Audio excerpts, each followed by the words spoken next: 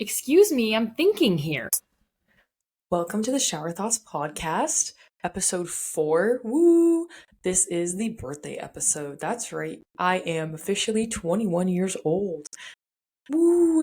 It will hit me on the day of my birthday party because that's the day that my episode will be released. What I'm doing for my birthday is a three-parter where it's a night of 1,000 Emilys. So my friends are going to dress like a different version of me. Part 2 is they have to come with a video of a person that I either don't know or loosely know. I'm very excited to see who they get. I am so curious, and I've been restraining myself from checking the video album, but I am so tempted. And then the third part is I'm going to make my friends do different things. I'm going to make two of my friends race each other. I'm going to challenge two of my friends to pickpocket a student ID from another one of my friends that are at the party. Another one is I'm going to make my friends mimic animal sounds. So it'll be fun, and it's just I want to make my friends do things that I've always want to make them do, and they have to do it because it's my birthday. And I'm not making them do crazy things. I'm not making them commit any crimes or anything, but it'll be fun. Diving in, this has been the topic of discussion that I've been bringing up at every time I'm with someone, and it is, if you were to ride into battle on a shape of pasta, what would you choose? Now, many of my friends have told me that I must standardize this. Context is needed. So, what I mean when you ride into battle, I'm picturing you got the shape of pasta, and then there's 4 wheels, okay? And this is going to be into a gladiator battle, okay? So, and also in terms of structure, it's going to be the pasta is merely it's like a Lego car. So the structure, all the parts of the car are here already attached to the wheels, and you merely put the pasta and kind of attach it to the parts of the car. So that's what I picture. Here's some answers that I've gotten. One of my friends said rigatoni, and I don't really agree with rigatoni because I'm picturing it being horizontal and you're vulnerable. There's literally a hole that your enemy can attack. So I do not agree with rigatoni. My mom said Celentani, which is the curly one because it gives you kind of a wall in front and behind. I still think you're vulnerable, and I don't think it's the most practical pasta shape. Another friend said the elbow because the elbow is the strongest pasta shape according to his middle school science class. He pictured it being a motorcycle for the elbow pasta. But once again, you're vulnerable. You're not really protected, but it will be pretty structurally sound. And then my dad, I try to ask him all these hypothetical questions. He never matches my wavelength, but it's really fun to get a rise out of my father. Rage baiting dads is one of the most fun activities you can do. And he was like, I'm not going to entertain this asinine conversation. And then he answers tortellini. And then I challenge it. And then he's gets all pissed again. It's really funny. I disagree that tortellini is the way to go. I do think it's very thick, but tortellini it's like a fortune cookie shape. How do you see? Your vision's going to be blocked. So my answer that I think is the correct answer is it's called conchiglie, but it's really shells. It's pasta shells. And I picture it being like a canoe car where you can kind of duck down. You got the walls all around you, and you can probably fit 3 people and you do it to scale. So then when I went and talked with 2 of my friends, they were like, all right, pasta, how durable will it be? Will it be brittle? And a lot of them thought brittle. I'm like, no. And then I actually ran the numbers with one of my friends, and a piece of pasta is typically on average 1 millimeter thick, and a car is 15 feet long. So if you convert a pasta shape to scale of a car, it would be 7 inches thick. The wall would be 7 inches thick, which I think that's pretty thick. The one thing is, as long as boiling water isn't thrown at us, we're fine. But the minute that hot water touches that pasta, we're ruined. We're gonna fall through our pasta car. So I was not expecting to talk about this for 5 minutes, but it's an important conversation to have. And I recommend you ask this because it'll catch a lot of people off guard. It's really funny, and you don't realize how passionate you are about this topic until you ask someone this question. And then you realize you have really strong opinions about pasta shapes. Did you know there are 51 pasta shapes? I did not know that. We have for buttoned up. There is actually a study that's been conducted about the correlation between your childhood hobbies and your future career satisfaction. And it's more based on how much your childhood hobbies align with your current career path. For instance, this is a very easy example, but if you enjoyed Legos and you're an architect, you will have high job satisfaction. But if you were very creative and artistic and are now an accountant, there's lower job satisfaction. Obviously, a lot of other factors play a role in job satisfaction, but they actually did control for salary. So salary, they were able to remove that as a confounding variable in this study, which I do think there is a high link between job satisfaction and pay. I thought those are fascinating because I thought back of what my childhood hobbies were, and I really ran the gamut. I tried a lot of sports. I dabbled in gardening, crocheting. I loved making PowerPoints for fake students, like imaginary students. I would grade papers and pretended to type on my keyboard, be like play teacher. I loved being outside. I really had a variety of interests. I didn't really have one singular hobby that I was interested in. And I feel like that does align with what I want to do for my career is I do want to wear a lot of hats. I want to get my hands dirty and tap into all sides of my interests, be creative, analytical, organize, teach. I do think that study tracks. I think it does have some sound claims that they're making. I think maybe like for yourself, like reflect on what your childhood hobbies were and what you plan to do or what you are doing right now for your career and if that aligns and how you feel. Okay, observation. So I actually had a conversation with one of my classmates and we were talking about QVC and funny things that our grandmas have gotten us from QVC. And I was talking about how one of my grandmas, she loves QVC, like loves it. And sometimes I feel like she just forgets what she buys from QVC and then she pawns off all the stuff that she gets whenever we see her for the holidays. And for instance, she once got us like this giant pancake spatula. Like, we don't need it, but it's funny and now it's a conversation topic. And so I bought it with this girl and she was telling me how her grandma's latest QVC purchase was a carb reducing rice cooker. What? I tried to understand the science behind it. I tried to do a little deep dive, but I was in class, so I kind of had to listen, to the teacher and learn. I'm at school. And it's a thing, like I didn't know, but rice is literally all carbs. What do you mean it's a carb reducing rice cooker? It just sounds like an oxymoron. Next observation, more people should be like squirrels and not give a fuck. Yukon is overrun by squirrels. Every country or geographic region has its own version of squirrels. Like in Colorado, their version of squirrels is prairie dogs. There are so many prairie dogs, you just always pop up. There's like some state where it's lizards, like is it Florida? But there's just so many lizards. And it's just like normal to have them appear or just like scurry across the street.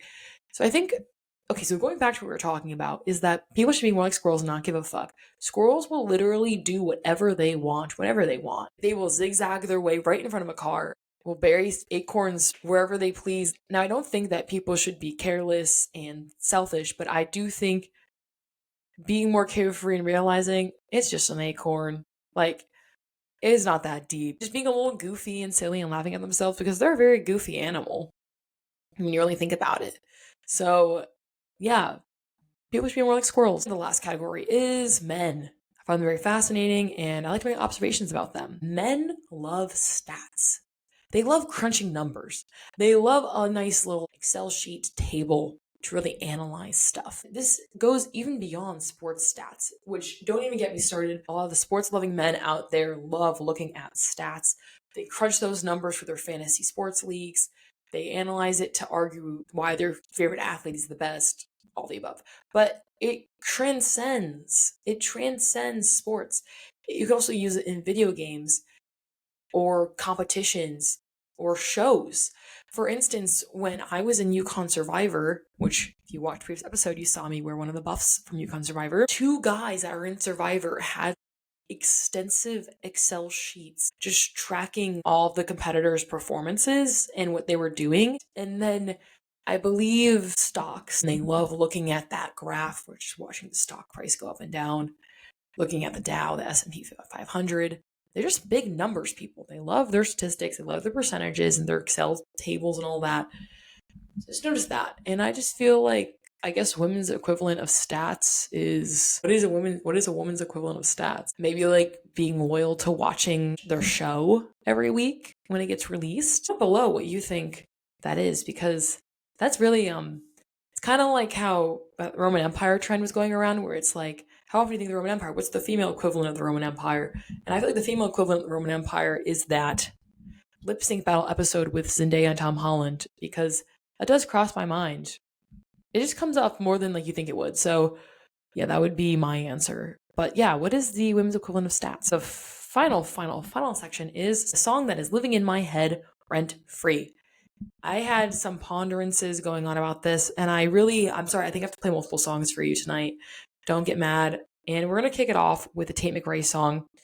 People have been saying that there's a new era of pop princesses, and I definitely agree. And they're saying that Tate McRae is the new Britney Spears, and I totally see it with her sex appeal. She's known as a dancer, sings a little more high pitched, kind of siren-y. They're saying Chapel Roan is Lady Gaga. Who are they saying Sabrina Carpenter is? I don't remember. Taylor Swift is obviously something. Or are they saying that Sabrina Carpenter is Taylor Swift? No. No. I don't. What? Don't do that. Olivia Rodrigo is Avril Lavigne. I can see that 100% with her most recent album. Very punk. I'm sorry, that was a little bit of a tangent, but that's what I'm hearing. And this song is by Tate McRae. It's Just Keep Watching. It's for the F1 movie that came out a few months ago. And let's just give it a listen here.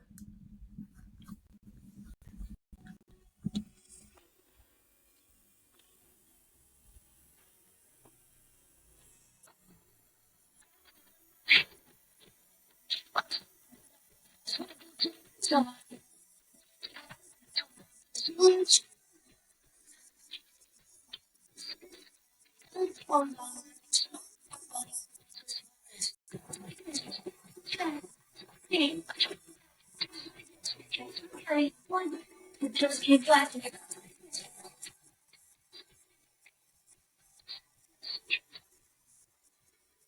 watching.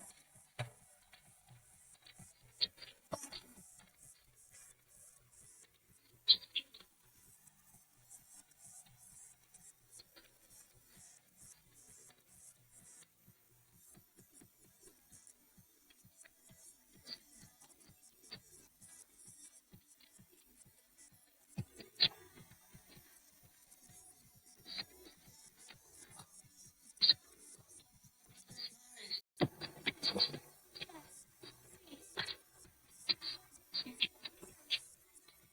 Keep watching.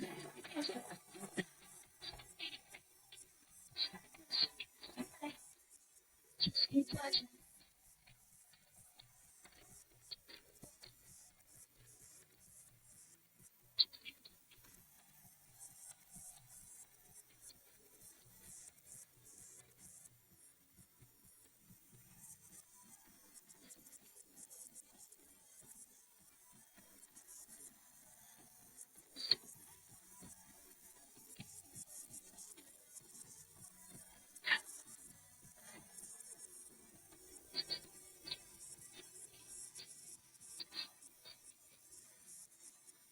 Keep watching.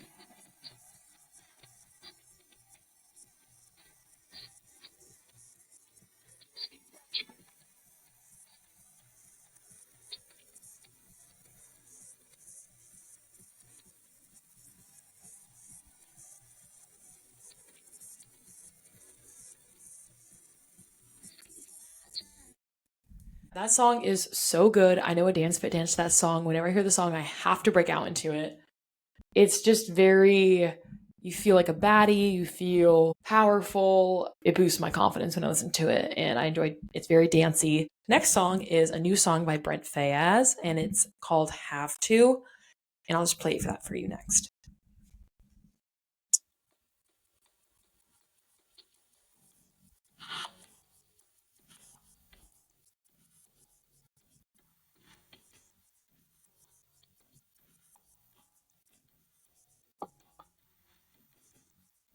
You hear the thoughts inside my head.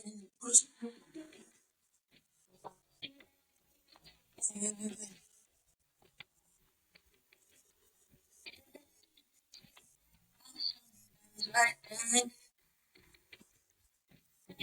You means the word.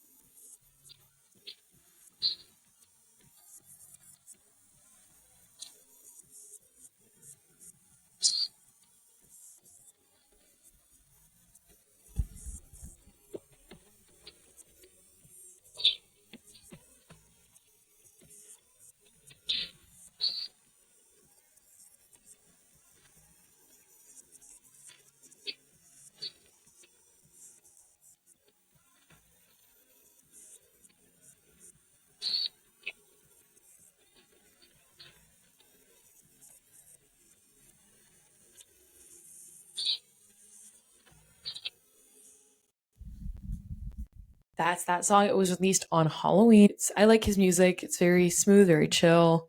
And last but not least, it's a song about love. It's called Nothing by Bruno Major.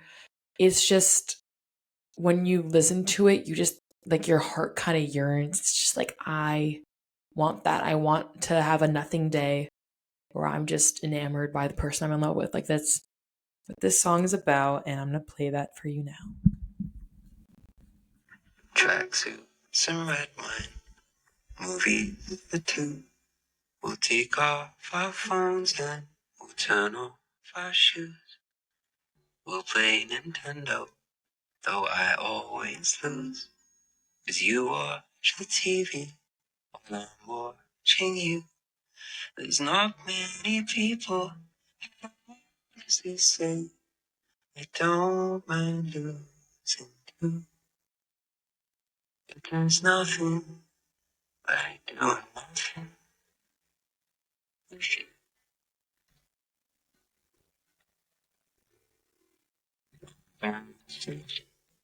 We lose track. I told you lately, grateful you're mine. We'll watch the notebook for the 17th time. Feeling stupid, and you'll catch me crying. When you're making out on a boat in the rain.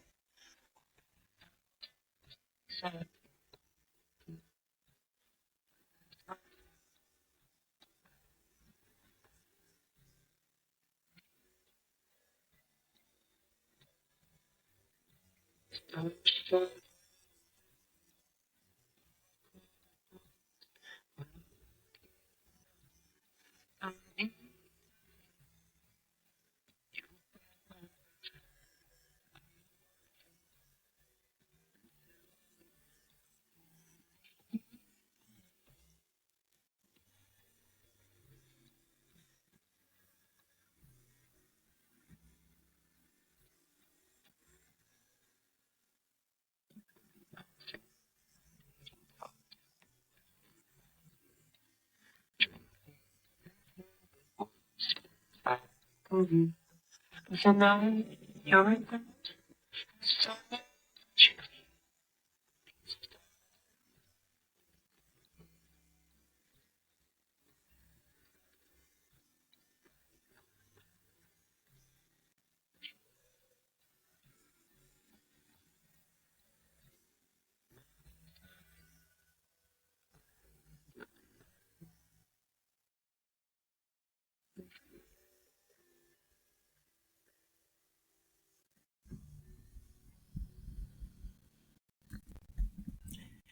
So that's the song. A sweet song. And I don't really have much to say, but it just makes me feel warm and fuzzy. So hope you have a great day. I'll see you next week for episode 5. Bye.